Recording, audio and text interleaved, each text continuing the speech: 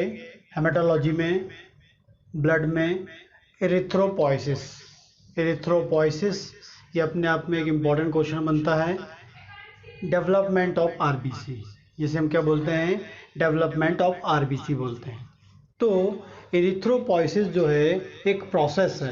Erythropoiesis क्या है, actually में एक प्रोसेस है जिसमें origin of RBC, development of RBC and maturation of RBC होता है।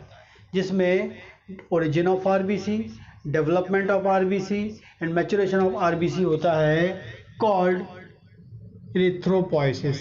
एग्जैक्टली ये कहाँ पर होता है, रेड बोन मैरो में होता है, by stem cells, by stem cells. ठीक है, तो जो एरिथ्रोपोइसिस है इसमें रेड बोन मैरो की स्टेम सेल्स से क्या होता है, आरबीसी की ओरिजिन, आरबीसी का डेवलपमेंट, आरबीसी का मैच्योरेशन, कॉल्ड हेमेटोपोइसिस, कॉल्ड एरिथ्रोपोइसिस, जिसे हम क्या बोलते हैं, एरिथ्रोपोइसिस बोलते हैं। ठीक है, अब जो एरिथ्रोपोइसिस है वो अकॉर्डिंग टू एज, ह्यूमन की डिफरेंट एज में डिफरेंट लोकेशन में एरिथ्रोपोइसिस की प्रोसेस होती है।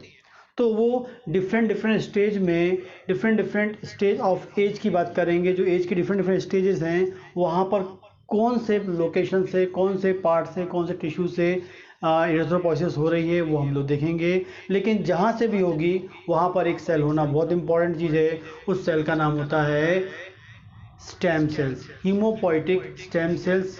ठीक है, एग्जैक्टली स्टेम सेल्स जो होती हैं वो रिस्पॉन्सिबल होती हैं आरबीसी के फॉर्मेशन के लिए। ठीक, तो पहले देखते हैं इंट्रा यूट्राइन लाइफ। ठीक है ना, 0 to 9 मंथ, या हम बोलेंगे डिलीवरी तक। जब इंट्रा यूट्राइन लाइफ मतलब जब बेबी यूट्रस में होता है, प्लासेंटा में होता है, माँ के पेट में होता है, ड्यूरिंग उस कंडीशन जो एरिथ्रोपोइसिस की जो प्रोसेस है कहाँ पर होती है, कैसे होती है, हम लोग वो देखेंगे। ठीक है ना, तो एग्जैक्टली जो है इंट्रा यूट्राइन लाइफ बोलते हैं, या इंट्रा इन फीटल लाइफ भी हम बोल सकते हैं इसको, एग्जैक्टली वो बोल सकते हैं। तो जो फॉर्मेशन ऑफ आरबीसी है या ओरिजिन, डेवलपमेंट एंड मैच्योरेशन जो आरबीसी है वो एग्जैक्टली कब होता है, third week of intra uterine life. जैसे ही इंट्रा यूट्राइन लाइफ कितने दिन की होती है, थर्ड वीक की, 3 वीक की जैसे होगी वैसे ही, थर्ड वीक की जैसे होगी वैसे ही क्या होगा, मीजोडर्म ऑफ यॉर्क सैक। ठीक है, एम्ब्रियो में जो है yolk sac, mesoderm of yolk sac, mesoderm of aorta, mesoderm of gonads and mesonephron, ये 4 मोस्ट इंपॉर्टेंट साइट होती हैं। ठीक है ना, ये मोस्ट इंपॉर्टेंट जो लोकेशन होते हैं एम्ब्रियो में, जहाँ पर क्या होती हैं, स्टेम सेल्स होती हैं, और ये स्टेम सेल्स रिस्पॉन्सिबल होती हैं फॉर्मेशन ऑफ आरबीसी के लिए, origin, development and maturation of RBC के लिए। तो जो एग्जैक्टली जो एरिथ्रोपोइसिस की जो प्रोसेस है वो स्टार्ट होती है थर्ड वीक से। जैसे ही 3 वीक का इंट्रायूट्राइन लाइफ होगी बेबी की, वहाँ से क्या होगी, स्टार्ट होगी, और 3 वीक से 3 मंथ, थर्ड मंथ तक क्या होगा, जो है वो एरिथ्रोपोइसिस जो है वो mesoderm of yolk sac, mesoderm of aorta, mesoderm of gonads and mesonephron से होगा। और इस स्टेज में जो जो एरिथ्रोपोइसिस हो रही है वैसे क्या बोलेंगे, मीजोब्लास्टिक स्टेज बोलेंगे। क्या बोलेंगे इसे हम लोग, मीजोब्लास्टिक स्टेज बोलेंगे। जैसे ही थर्ड मंथ कंप्लीट होता है, after 3 month intra uterine life, जैसे ही थर्ड मंथ कंप्लीट होगा, थर्ड मंथ 3 वीक से थर्ड मंथ के एंड तक, ये मोस्ट इंपॉर्टेंट लोकेशन से होता है क्या, एरिथ्रोपोइसिस, क्योंकि इनके पास क्या होती है, स्टेम सेल्स होती है। जैसे थर्ड मंथ खत्म होता है इंट्रायूट्राइन लाइफ का, तो यहाँ से जो स्टेम सेल्स हैं वो मूव होकर, ट्रांसफ़र होकर कहाँ चले जाती हैं, लीवर के पास चले जाती हैं, स्प्लीन के पास चले जाती हैं एंड लिम्फ नोड्स के पास चले जाती हैं। ठीक है ना, जैसे ही थर्ड मंथ खत्म होगा लीवर, स्प्लीन, लिम्फ नोड्स भी डेवलप हो जाते हैं बेबी के पास, और उस लीवर के पास, उस स्प्लीन के पास, उस लिम्फ नोड्स के पास क्या होगा, जो यहाँ की जो स्टेम सेल्स हैं वो ट्रांसफ़र होकर मूव होकर कहाँ पहुँच जाएंगी, लीवर के पास, स्टेम सेल स्प्लीन के पास, लिम्फ नोड्स के पास। तो थर्ड मंथ जैसे ही ख़त्म होगा, 4 मंथ 5th मंथ जो है, दो इम्पॉर्टेंट मंथ की बात करेंगे, इंट्रा यूट्राइन लाइफ की बात करेंगे, मतलब 4th and 5th month of uterine intra uterine life की बात करेंगे। इस दौरान 2 महीने जो होगा, लीवर से, स्प्लीन से एंड लिम्फ नोड से क्या होगा, इरेथ्रोपोइसिस होगा, आरबीसी का ओरिजिन, डेवलपमेंट एंड मैच्योरेशन होगा। ड्यूरिंग दिस प्रोसेस ये जो स्टेज हम इसे क्या बोलते हैं, हेपेटिक स्टेज बोलते हैं। मोस्ट इंपॉर्टेंटली जो लीवर होता है इंपॉर्टेंट फंक्शन करता है या इंपॉर्टेंट रोल प्ले करता है फॉर इरेथ्रोपोइसिस। ठीक है, आगे बात करेंगे। जैसे 5th मंथ एंड होता है, ठीक है, मतलब 6th मंथ स्टार्ट होगा और डिलीवरी तक हम बात करेंगे, तो एग्जैक्टली क्या होता है, बोन्स फॉर्म हो जाती हैं और बोन्स के अंदर कैविटी होती है, और बोन्स कैविटी में क्या होता है, बोन मैरो होता है। तो जैसे 5th मंथ एंड होता है, 6th मंथ से हम बात करेंगे, 6, 7, 8, 9 और डिलीवरी तक की बात करेंगे। तो जो बोन मैरो होता है इंट्रा, ठीक है, फीटस का, वो क्या करेगा, एग्जैक्टली क्या होता है, वो इरेथ्रोपोइसिस करेगा, वो आरबीसी का फॉर्मेशन करेगा। ठीक है ना। तो 5th मंथ एंड होने के बाद 6th मंथ से डिलीवरी तक जो होता है, जो इरेथ्रोपोइसिस की प्रोसेस होती है, वो काय से होती है, बोन मैरो से होती है। एग्जैक्टली किससे होती है, रेड बोन मैरो से होती है। ठीक है ना। अभी बताता हूँ मैं आपको कि एग्जैक्टली जो बोन मैरो होते हैं 2 टाइप के होते हैं, red bone marrow, yellow bone marrow होता है। और स्टार्टिंग कंडीशन में जो फीटस होता है, ठीक है, उसमें जितनी भी बोन होती हैं और बोन कैविटी में जो बोन मैरो होता है वो कैसा होता है, रेड बोन मैरो होता है। ठीक। तो इंट्रायूट्राइन लाइफ में जो इरेथ्रोपोइसिस है वो कैसे होती है, 3rd वीक से स्टार्ट होती है। 3rd से 3rd मंथ तक क्या होगा, yolk sac, mesoderm of aorta, mesoderm of gonad and mesonephron से होगा। जैसे ही 3rd मंथ खत्म होता है, 4 एंड 5th मंथ में क्या होता है, liver, spleen and lymph node से क्या होता है, इरेथ्रोपोइसिस होती है। एंड जैसे ही 5th मंथ एंड होता है, 6, 7, 8, 9, 6, 7, 8, 9 और डिलीवरी की बात करेंगे, तो यहाँ पर क्या होता है, बोन मैरो से क्या होता है, फीटस का जो बोन मैरो, उससे क्या होता है, आरबीसी फॉर्म होती है, इरेथ्रोपोइसिस होती है। एग्जैक्टली इस स्टेज को हम क्या बोलते हैं, माइलॉइड स्टेज बोलते हैं। माइलॉइड स्टेज बोलेंगे या बोन मैरो वाली स्टेज बोलेंगे। तो ये 3 इंपॉर्टेंट जो लोकेशन होती हैं during intra uterine life, intra uterine life, वहाँ पर क्या होता है, ये इरेथ्रोपोइसिस होता है। आगे बात करेंगे आफ्टर डिलीवरी। जैसे ही बर्थ होता है, आफ्टर डिलीवरी या बर्थ के बाद, जैसे ही बच्चा वर्ल्ड में आता है, ठीक है ना, तो डिलीवरी के बाद न्यू बॉर्न बेबी की बात करें, चिल्ड्रन की बात करें, एडल्ट लाइफ की बात करें, तो इन सब में डिलीवरी मतलब बर्थ के बाद जब तक के ह्यूमन लाइफ होता है, उसमें क्या होता है, आरबीसी जो फॉर्म होती है वो होती है एग्जैक्टली रेड बोन मैरो से होती है।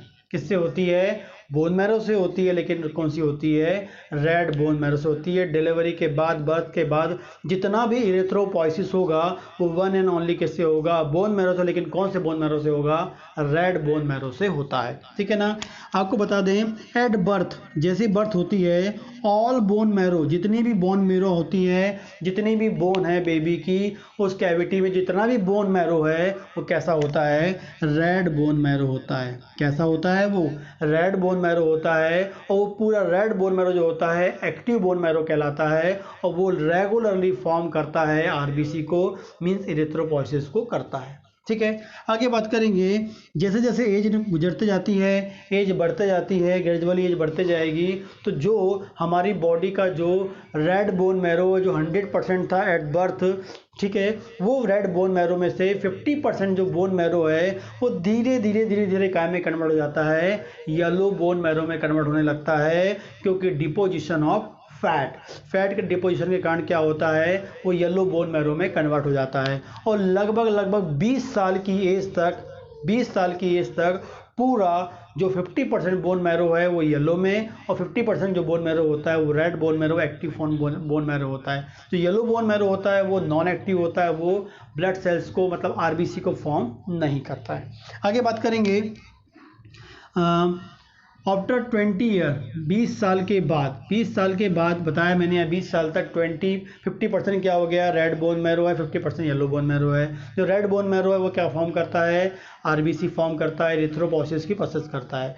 लेकिन आपको पता होना चाहिए कि कौन कौन सी बोन में रेड बोन पड़ा हुआ है। 50% जो बोन मैरो है वो कौन कौन सी बोन में होता है। मेम्ब्रेनस बोन जो होती हैं, वर्टिब्रा, स्टर्नम, रिब्स हो गया, scapula, iliac bone, skull and ends of long bone. ये लॉन्ग बोन जो है, इनके जो एंड्स हैं, यहाँ पर क्या होता है एग्जैक्टली क्या होगा, इरेथ्रोपोइसिस होता है, रेड बोन मैरोज होती है। कहाँ पर होती है, vertebra, sternum, ribs, scapula, iliac bone, ठीक है, हिप बोन की जो बात करें हम लोग, स्कैपुला, स्कल हो गई, एंड्स ऑफ लॉन्ग बोन, जो लॉन्ग बोन के जो एंड्स होते हैं वहाँ पर रेड बोन मैरो होता है। 50% रेड मैरो यहाँ पर होता है। एंड जो रिस्पॉन्सिबल होता है किस चीज़ के लिए, फॉर्मेशन ऑफ आरबीसी के लिए, एरिथ्रोपोइसिस के लिए। और 20 साल के बाद जो येलो बोन मैरो होता है वो कहाँ मिलता है हमें, सेप्ट ऑफ लॉन्ग बोन। जो लॉन्ग बोन के जो सेप्ट पार्ट होता है यहाँ पर क्या हो जाता है, become yellow bone marrow because fat deposition and lose erythropoietic function, ठीक है ना, वहाँ फैट जमा हो जाता है, यहाँ का जो रेड बोन मैरो है वो येलो में कन्वर्ट हो जाता है, ठीक है ना। तो जो सेप्ट पार्ट है वहाँ से एरिथ्रोपोइसिस नहीं होती क्योंकि वहाँ पर होता है येलो बोन मैरो और वहाँ पर होती है फैट का डिपोजिशन, ठीक है ना। तो 20 साल तक जो होता है 50% जो रेड बोन मैरो है रहता है और 50% येलो बोन मैरो होता है। और उसके बाद 20 ईयर के बाद जो 50% जो रेड बोन मैरो है वही एग्जैक्टली हमारी बॉडी में इरेथ्रोपोइसिस की प्रोसेस करता है। आगे बात करेंगे, एडल्ट लाइफ में जो है लीवर स्प्लीन में प्रोड्यूस आरबीसी। मतलब एडल्ट लाइफ में यदि क्या होता है, हम जो एडल्ट लाइफ में भी क्या होता है, आरबीसी जो है वो स्प्लीन और लीवर से प्रोड्यूस हो सकती है। कब, जब किसी को क्या हो जाए, बोन मैरो सप्रेस हो जाए, बोन मैरो डिस्ट्रॉय हो जाए, बोन मैरो में फाइब्रोसिस हो जाए, या कोई ऐसी स्पेसिफिक डिजीज हो जाए बोन मैरो की जिस कारण से लीवर और स्प्लीन में रीफंक्शनिंग की कैपेसिटी होती है, री इरेथ्रोपोइसिस प्रोसेस करने की कैपेसिटी होती है, ठीक है ना। तो जब ऐसी कंडीशन में लीवर और स्प्लीन से यदि इरेथ्रोपोइसिस होती है तो हम उसे बोलते हैं extra medullary erythropoiesis. Most important question बनता है, what is a extra medullary erythropoiesis. Extra medullary erythropoiesis क्या होता है, जब क्या होगा, बोन मैरो के डिस्ट्रक्शन के कारण, बोन मैरो के फाइब्रोसिस के कारण, बोन मैरो के सप्रेशन के कारण, किसी भी कारण से बोन मैरो से यदि आरबीसी फॉर्म नहीं होती हैं, इरेथ्रोपोइसिस वहाँ नहीं होती है, वो कहाँ से होती है, आपके लीवर स्प्लीन से होती है। वहाँ नहीं होती है, वो कहाँ से होती है, आपके लीवर स्प्लीन से होती है। तब हम उसे क्या बोलेंगे, एक्स्ट्रा मेडुलरी इरेथ्रोपोइसिस। लेकिन जब बोन मैरो से होती है तब उसे हम बोलते हैं मेडुलरी इरेथ्रोपोइसिस। मेडुलरी इरेथ्रोपोइसिस मतलब बोन मैरो से, ठीक है ना। मेडुलरी मतलब क्या होता है, बोन मैरो का है इससे। तो जब मेडुलरी मतलब होगा तो क्या होगा, बोन मैरो से। बोन मैरो से हो रहा मतलब मेडुलरी इरेथ्रोपोइसिस हो रहा है, एग्जाम में शॉर्ट नोट्स में आ सकता है। और एक्स्ट्रा मेडुलरी मतलब बोन मैरो सप्रेस हो गया, फाइब्रोसिस हो गया, डिस्ट्रॉय हो गया, जिस कारण से लीवर स्प्लीन, जब लीवर और स्प्लीन से इरेथ्रोपोइसिस होगा तो हम उसे बोलेंगे एक्स्ट्रा मेडुलरी। मतलब बोन मैरो के को छोड़ के कहीं और से हो रही है तब एक्स्ट्रा मेडुलरी, जब बोन से होगी तो हम उसे क्या बोलेंगे, मेडुलरी बोलेंगे।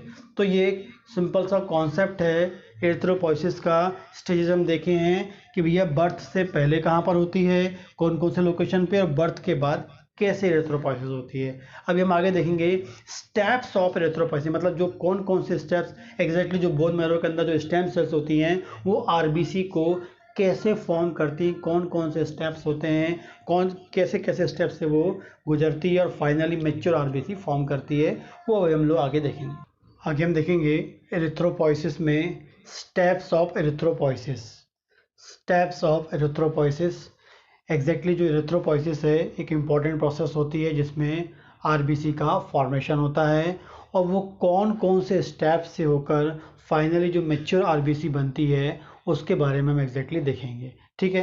तो गवर्नमेंट जॉब में भी इससे क्वेश्चंस बनते हैं एंड एग्जाम में भी इससे क्वेश्चंस आते हैं, ठीक। तो स्टेप में हम देखते हैं रेड बोन मैरो।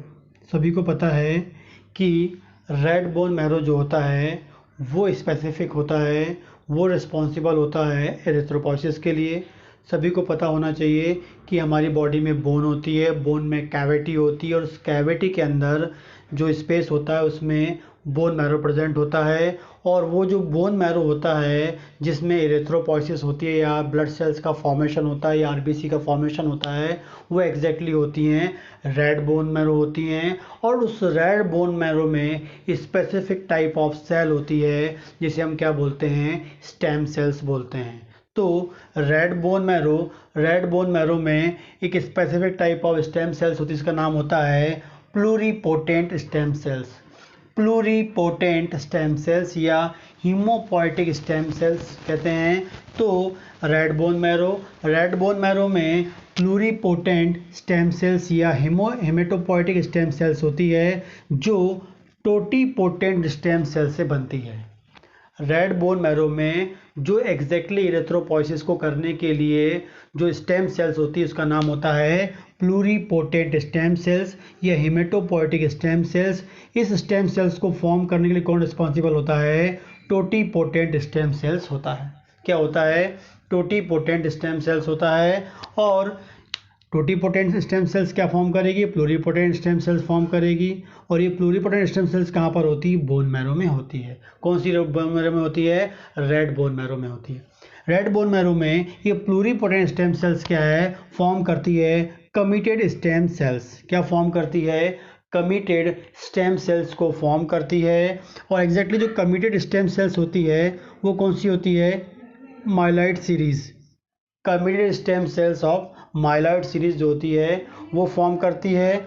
और उससे फॉर्म होता है क्या, आपका burst forming unit erythrocytes. Burst forming unit erythrocyte ये इनिशियली क्या होती है, एक प्रोजेनिटर सेल्स होती है। मतलब एरिथ्रोसाइट्स को फॉर्म करने के लिए जो प्रोजेनिटर सेल्स होती है, पहली कौन सी होती है, burst forming unit of erythrocyte. उसके बाद इस बस्ट फॉर्मिंग एरिथ्रोसाइट सेल से क्या बनेगा, colony forming unit erythrocytes. Colony forming unit erythrocytes जो है वो फॉर्म होती है। ये भी एक क्या है, प्रोजेनिटर सेल है। सबसे पहले रेड बोन मैरो में प्लूरीपोटेंट स्टेम सेल्स जो किससे फॉर्म होती है, टोटीपोटेंट स्टेम सेल से। प्लूरीपोटेंट स्टेम सेल्स क्या फॉर्म करेगी, कमिटेड स्टेम सेल्स फॉर्म करेगी, माइलॉइड सीरीज वाली। इस माइलॉइड सीरीज वाली से क्या बनेगा, बस्ट फॉर्मिंग यूनिट एरिथ्रोसाइट बनेगा। इससे क्या बनेगा, कॉलोनी फॉर्मिंग यूनिट एरिथ्रोसाइट बनेगी। ये दोनों को हम लोग क्या बोलते हैं, प्रोजेनिटर सेल्स बोलते हैं, प्रोजेनिटर सेल्स बोलेंगे। और फिर कॉलोनी फॉर्मिंग यूनिट एरिथ्रोसाइट जो है ये फॉर्म करेगी पहली फर्स्ट या इनिशियल स्टेज या फर्स्ट सेल ऑफ क्या करेगी, जो आरबीसी की, इसका नाम है pro erythroblast cells. Pro erythroblast cell या इसको हम एक और बोलते हैं megablast cells, sorry megaloblast sales.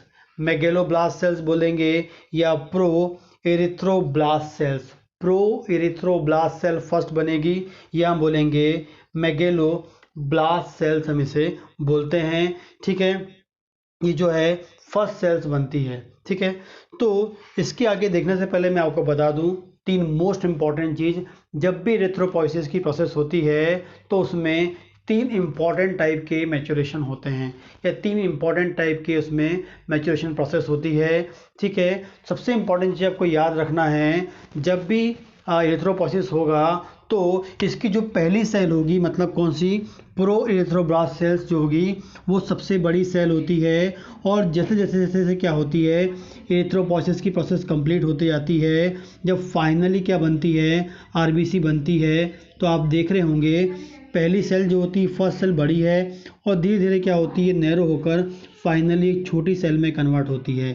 मतलब साइज में क्या हो रहा है, बदलाव होता है। मोस्ट इंपॉर्टेंटली आपको याद रखना है, एरिथ्रोपॉइसिस में साइज मैच्योरेशन होता है। ठीक है, जो पहली सेल होती है जो साइज ज़्यादा होता है, फिर उसका साइज धीरे धीरे कम होता जाता है और फाइनली जो होती है, जो मैच्योर आरबीसी बनती है, उसका साइज जो फर्स्ट सेल की तुलना में बहुत कम होता है, छोटा होता है। 7.2 माइक्रोन का जो होता है उसका डायमीटर होता है।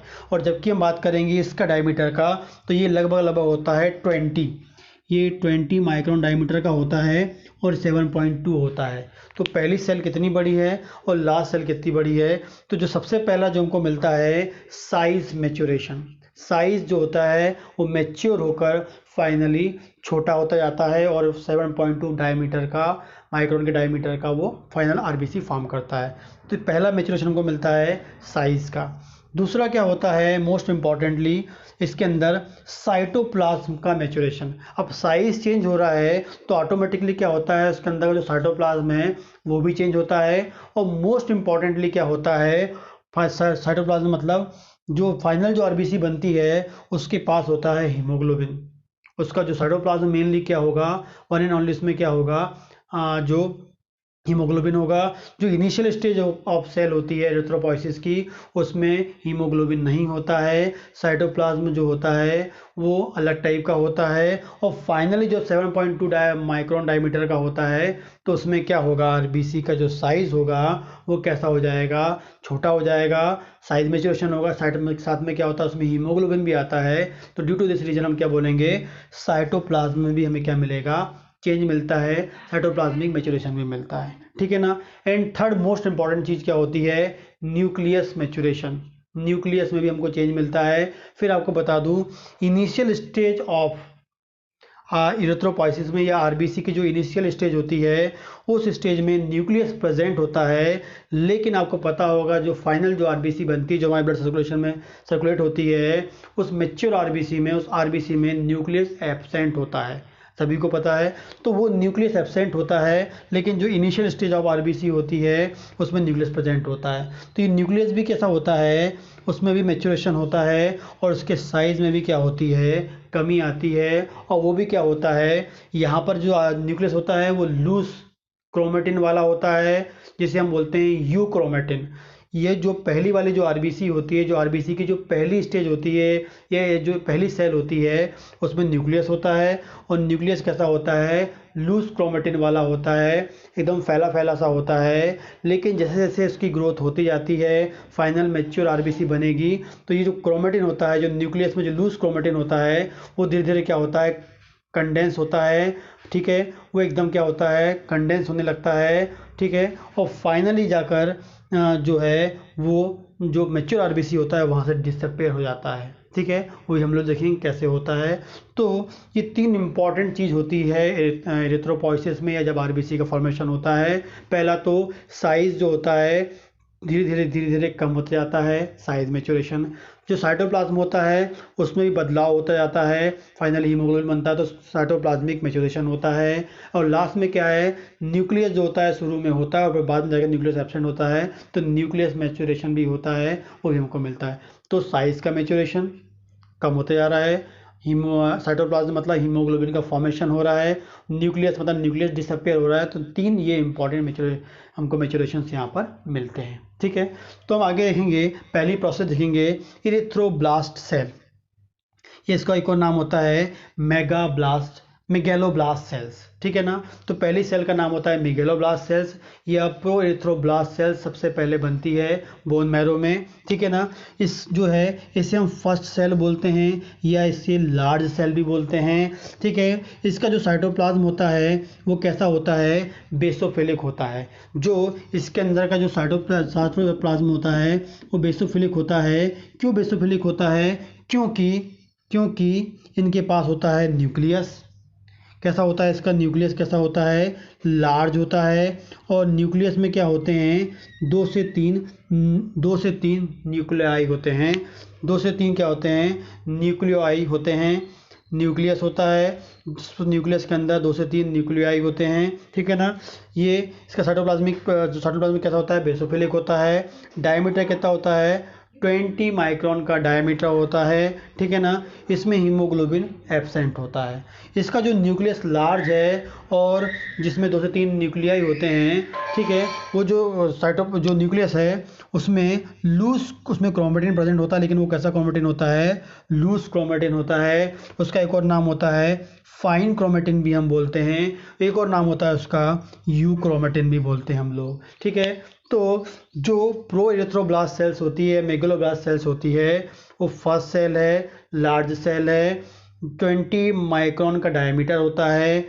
न्यूक्लियस लार्ज होता है, न्यूक्लियस में 2 से 3 न्यूक्लियाई होते हैं और इस न्यूक्लियस में क्रोमेटिन प्रेजेंट होता है। वो क्रोमेटिन कैसा होता है? लूज होता है।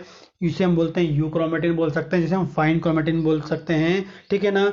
और इसमें हीमोग्लोबिन नहीं होता है और इसका जो साइटोप्लाज्म होता है वो बेसोफिलिक होता है, क्योंकि जहाँ पर न्यूक्लियस होता है, जहाँ न्यूक्लियस होता है वो फाइनली क्या फॉर्म करते हैं?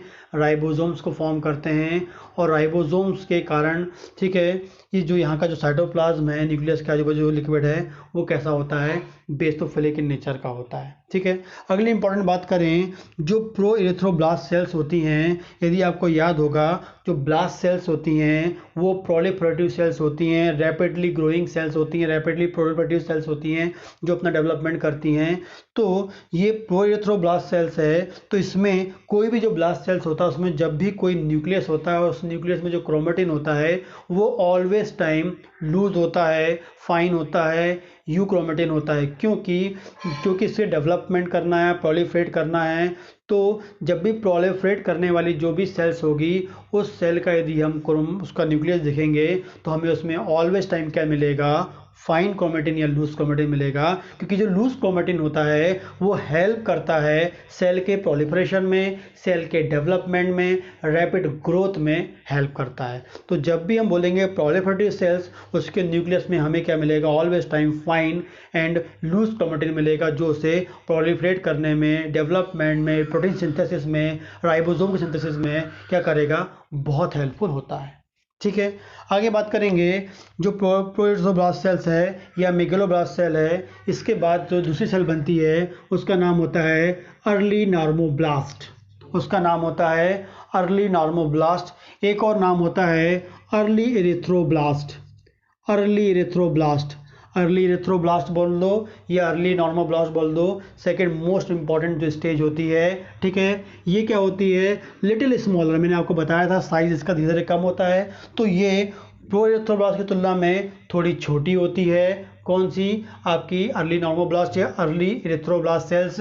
इसका डायमीटर होता है 15 माइक्रोन डायमीटर होता है, उसका 20 था, इसका 15 हो जाता है। न्यूक्लियस प्रेजेंट होता है, न्यूक्लियाई जो होते हैं यहाँ पर हमको डिसअपियर हो जाते हैं, कम हमको वहाँ पर न्यूक्लियाई नहीं मिलेंगे। जैसे यहाँ न्यूक्लियाई मिल रहे थे, न्यूक्लियस होगा लेकिन उसके अंदर जो न्यूक्लियाई थे वो नहीं मिलेंगे। और जो यहाँ क्रोमेटिन था, जो हमें लूज फाइन क्रोमेटिन मिल रहा था, वो जो है वो यहाँ प्रेजेंट होगा, लेकिन इसकी तुलना में थोड़ा सा कैसा हो जाएगा? डेंस हो जाएगा। कैसा हो जाएगा? वो थोड़ा सा डेंस हो जाएगा, ठीक है। इसकी तुलना में वो कैसा हो जाएगा? डेंस हमको मिलेगा, ठीक है। आगे बात करेंगे, इसका साइटोप्लाज्म भी कैसा होगा? बेसोफिलिक इन नेचर का होगा। कैसा होगा? बेसोफिलिक इन नेचर का होगा इसका साइटोप्लाज्म भी, ठीक है। अगली बात करते हैं, इसका जो थर्ड स्टेज होती है इसका नाम होता है इंटरमीडिएट नॉर्मोब्लास्ट। इसका नाम होता है इंटरमीडिएट नॉर्मोब्लास्ट, ठीक है। इसका एक और नाम होता है क्या आपका? लेट इरेथ्रोब्लास्ट। इसका एक और नाम होता है लेट इरेथ्रोब्लास्ट, ठीक है। इंटरमीडिएट नॉर्मोब्लास्ट बोलेंगे, या हम इससे एक और चीज़ बोल सकते हैं, लेट इरेथ्रोब्लास्ट भी से हम बोलते हैं, ठीक है ना। इसका जो साइज़ है और छोटा होता है पहले वाली सेल से, अर्ली नॉर्मोब्लास्ट की तुलना में। आपको पता है साइज़ छोटा होता जा रहा है। इसका डायमीटर होता है 10 to 12 माइक्रोन डायमीटर होता है। न्यूक्लियस प्रेजेंट होता है।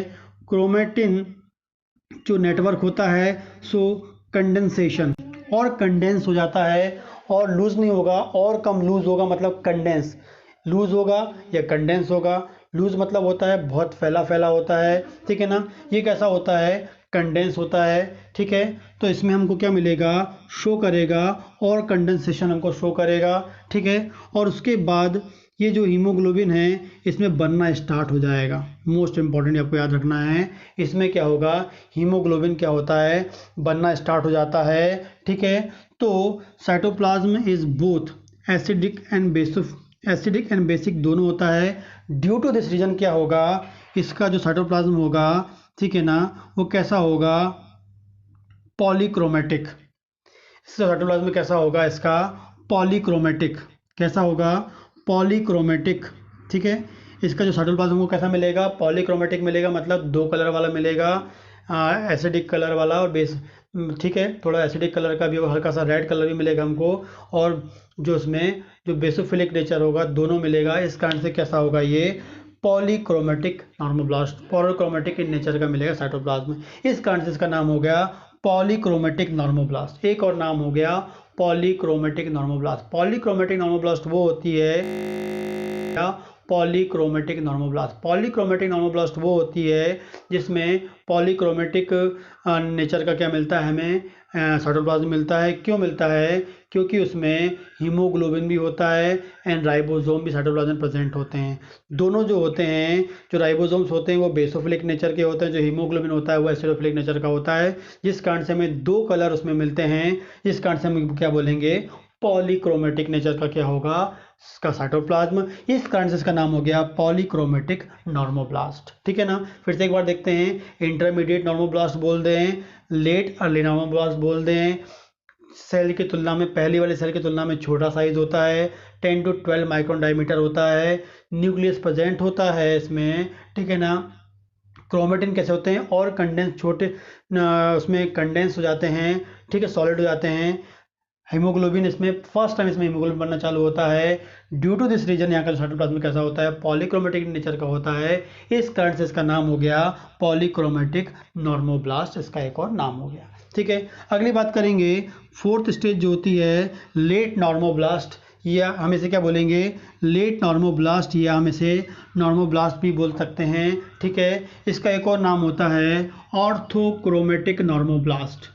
इसका एक और नाम होता है ऑर्थोक्रोमेटिक नॉर्मोब्लास्ट, हम इसे बोलते हैं। ठीक है, तो सेल जो होता है इसका साइज जो इंटरमीडिएट नॉर्मोब्लास्ट की तुलना में छोटा होता है, 8 से 10 माइक्रोन डायमीटर होता है।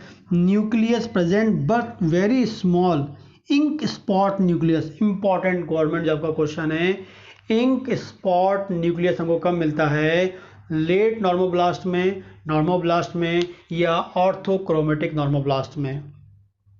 कब मिलता है हमें, लेट नॉर्मोब्लास्ट में या ऑर्थोक्रोमेटिक नॉर्मोब्लास्ट, मतलब 4th नंबर की जो स्टेज होती है उसमें हमें क्या मिलता है, इंक स्पॉट, बहुत छोटा इंक स्पॉट क्या मिलता है, न्यूक्लियस मिलता है, मोर कंडेंस हो जाता है। ठीक है ना, यहाँ बहुत लूज था और कंडेंस हुआ और फाइनली यहाँ पर क्या होता है, इंक स्पॉट न्यूक्लियस हमको मिलता है। और यहाँ का जो क्रोमेटिन है नेटवर्क मोर कंडेंसेशन या कंडेंस्ड हो जाता है। ठीक है, हीमोग्लोबिन की क्वांटिटी क्या होती है यहाँ पर हमको ज़्यादा मिलेगी और बढ़ जाएगी। साइटोप्लाज्म एसिडोफिलिक नेचर का हो जाएगा। कैसे नेचर का हो जाएगा, एसिडोफिलिक नेचर का हो जाएगा। एरिथ्रोब्लास्ट में बेसोफिलिक नेचर का था, अर्ली में बेसोफिलिक नेचर का था, इंटरमीडिएट में कैसा आ गया आपका, दोनों चीज, मतलब पॉली आ गया, इसमें बेसो भी हो गया, एसिडो भी हो गया। लेकिन जैसे ही आप कहाँ जाते हैं, इंक स्पॉट मिलेगा हमको न्यूक्लियस, उस स्टेज में या ऑर्थोक्रोमेटिक नॉर्मोब्लास्ट बोलेंगे या लेट नॉर्मोब्लास्ट में, वहाँ पर हमको साइटोप्लाज्म कैसा मिलेगा, एसिडोफिलिक नेचर का मिलेगा। ड्यू टू दिस रीजन इसका नाम क्या हो गया, ऑर्थोक्रोमेटिक नॉर्मोब्लास्ट। ऑर्थोक्रोमेटिक नॉर्मोब्लास्ट हो गया। न्यूक्लियस कैसा होता है यहाँ पर, एग्जैक्टली कैसा होने लगता है, जो डिसअपेयर होने वाली कंडीशन में आने लगता है। हमें कैसा मिलता है यहाँ पर, इंक स्पॉट वाला मिल रहा है, मतलब डिसअपेयर होने वाली कंडीशन हमको मिलता है। एग्जैक्टली हम उससे बोलते हैं पेक्नोसिस। क्या बोलते हैं हमें, पेक्नोसिस। जो न्यूक्लियस का साइज होता है एकदम जो इंक स्पॉट हो गया है उसे हम क्या बोलेंगे, पेक्नोसिस बोलते हैं, डिसअपेयर होने वाली कंडीशन में आ गया है। तो लेट नॉर्मोब्लास्ट जो है उसका एक और नाम क्या है आपका, ऑर्थोक्रोमेटिक नॉर्मोब्लास्ट है। ये इंटरमीडिएट नॉर्मोब्लास्ट की तुलना में इसका साइज कम होता है, 8 से 10 माइक्रोन डायमीटर होता है। न्यूक्लियस प्रेजेंट है लेकिन इंक स्पॉट है, ठीक है, डिसअपेयर वाली कंडीशन में है, इसे हम क्या बोल सकते हैं, पेक्नोसिस बोल सकते हैं। क्यों मिलता है, क्रोमेटिन इसका और कंडेंस हो गया है, ठीक है। एंड साइटोप्लाज्म में कैसा होता है, एसिडोफिलिक होता है, एंड इसे हम बोलते हैं ऑर्थोक्रोमेटिक नॉर्मोब्लास्ट बोलते हैं। आगे बात करेंगे रेटिकुलोसाइट्स। जो रेटिकुलोसाइट्स है, जो है 5th नंबर की स्टेज होती है रेटिकुलोसाइट्स, इसे हम क्या बोलेंगे, it is the immature cell. ये क्या है, इमेच्योर सेल ऑफ आरबीसी या इमेच्योर सेल होती है।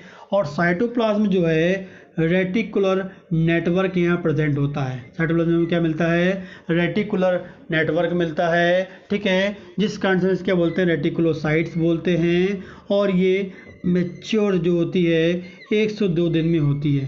क्या होती है? ये मैच्योर जो होती है 1 से 2 दिन में होती है, 1 से 2 दिन में होती है मैच्योर, ठीक है। और ये जो है इस सेल की तुलना में छोटी होती है, स्मॉलर होती है। नॉर्मल ब्लास्ट की तुलना में कैसी होती है? लेट नॉर्मल ब्लास्ट की तुलना में छोटी सेल होती है। फिर से हम बात करेंगे, रेटिकुलोसाइट जो है इमेच्योर सेल है, इमेच्योर सेल ऑफ आरबीसी है, ठीक है। साइटोप्लाज्म में कैसा होता है? इसमें रेटिकुलर नेटवर्क होता है, इसमें रेटिकुलोसाइट्स हम बोलते हैं, इससे कंटेंट जो होता है, इस कारण से क्या बोलते हैं? रेटिकुलोसाइट्स बोलते हैं। इसका जो मैच्योर है 1 से 2 दिन में मैच्योर होता है, और जिसका साइज है वो लेट नॉर्मल ब्लास्ट की तुलना में छोटा होता है, ठीक है ना।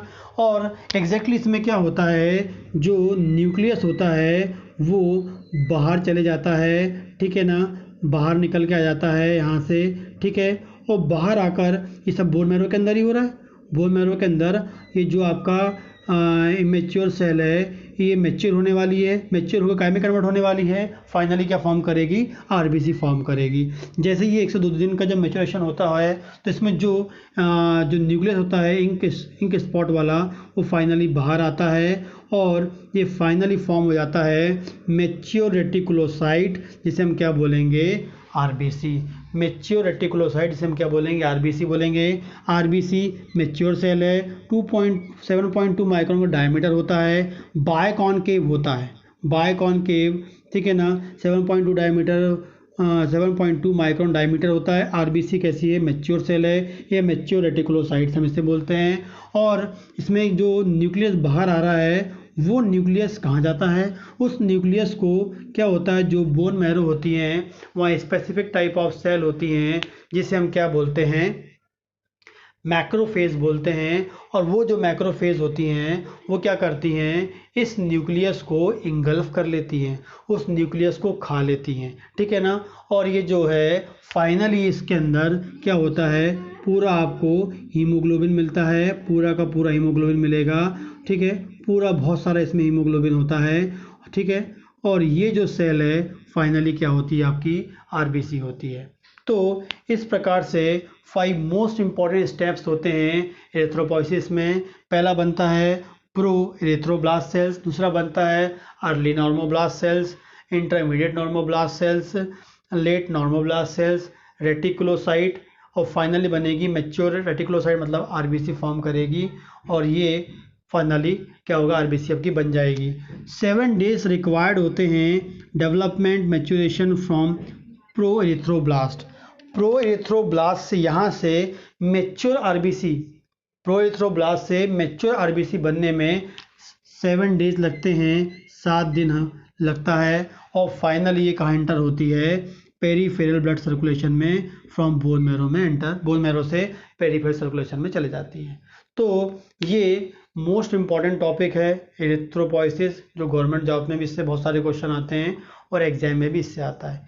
एक बार इसको फाइनल देखते हैं हम लोग कि बोन मैरो के अंदर pluripotent stem cells, combinated stem cells of myeloid series, जिससे बनेगी burst forming unit erythrocyte, colony forming unit erythrocyte, pro erythroblast cells सबसे बड़ी सेल्स, लार्ज सेल पहली सेल, उससे छोटी सेल कौन सी होगी? एरिथ्रोब्लास्ट सेल्स, ठीक है। उससे छोटी सेल होगी इंटरमीडिएट नॉर्मोब्लास्ट सेल्स, फिर उससे बनेगी छोटी होगी लेट नॉर्मोब्लास्ट सेल्स, उससे छोटी बनेगी कौन सी? आपकी रेटिकुलोसाइट्स, और फाइनली बनेगा मैच्योर रेटिकुलोसाइट या आरबीसी 7.2 माइक्रोन के डायमीटर वाला। इस पूरी प्रोसेस में 7 डेज लगता है। कहाँ से? प्रो एरिथ्रोब्लास्ट से, और वो फाइनली कहाँ पर आती है? पेरीफेरल सर्कुलेशन में आ जाती है। तो ये कंप्लीट कॉन्सेप्ट है एरिथ्रोपॉइसिस का, जो आपको आना चाहिए नॉलेज के हिसाब से भी, एंड गवर्नमेंट जॉब में भी जो क्वेश्चन आते हैं। गवर्नमेंट जॉब में क्वेश्चन आ सकता है इंक स्पॉट, जो न्यूक्लियस कहाँ मिलता है, तो आपको पता होना चाहिए लेट नॉर्मोब्लास्ट कंडीशन में। पॉलीक्रोमेटिक साइटोप्लाज्म कब मिलता है हमें? इंटरमीडिएट नॉर्मोब्लास्ट में। ऑर्थोक्रोमेटिक नॉर्मोब्लास्ट या ऑर्थोक्रोमेटिक नॉर्मोप्लाज्म कौन सी कंडीशन होती है, जब आपको क्या मिलेगा, एसिडोफिलिक नेचर का क्या मिलेगा, साइटोप्लाज्म मिलेगा, मतलब उसमें मैक्सिमम जो होता है हीमोग्लोबिन प्रेजेंट होगा। बेसोफिलिक वाली कौन सी होगी, आपकी प्रोएस्टोब्लास्ट होगी। सबसे बड़ी सेल कौन सी होगी, प्रोएस्टोब्लास्ट होगी। सबसे छोटी सेल कौन सी होगी, आपकी मैच्योर आरबीसी होगी, मैच्योर रेटिनोसाइट हुई आरबीसी आपकी होगी। ठीक है, तो ये आपको कंप्लीटली आना चाहिए।